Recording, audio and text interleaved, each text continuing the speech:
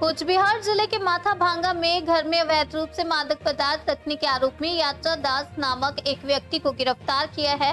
Police ने अभियान चलाकर लगभग 1 किलोग्राम से ज्यादा गांजा और प्राय 400 ग्राम ब्राउन शुगर जब्त की है।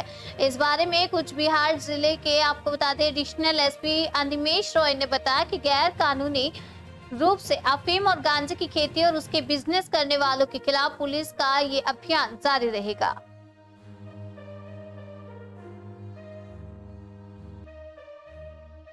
গতকাল রাতে বিশেষ সূত্রে খবর পেয়ে আমাদের মাথাভাঙা থানার পুলিশ টিম একটা রেড আমরা করি।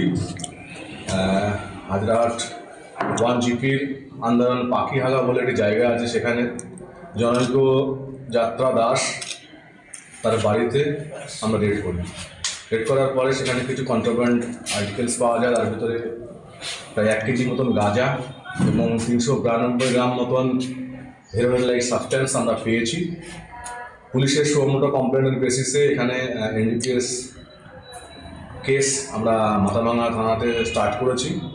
আসামিকে আমরা আজকে স্পেশাল কোর্ট কোচবিহারে ফরওয়ার্ড করছি 8 দিনের পিসি প্রেয়ার দিয়ে ফার্দার ইনভেস্টিগেশনের জন্য।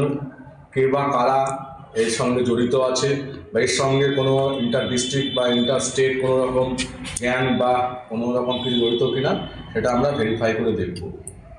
এটা কি ওই আসামির বাড়ির থেকেই পাওয়া গেছে। এগুলো কি পাচারের উদ্দেশ্যেই মজুত করে রেখেছিলেন নাকি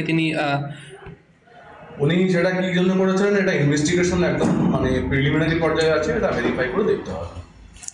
এর আগেও কি আমরা কিছু পাইনি, 392 গ্রাম মতো।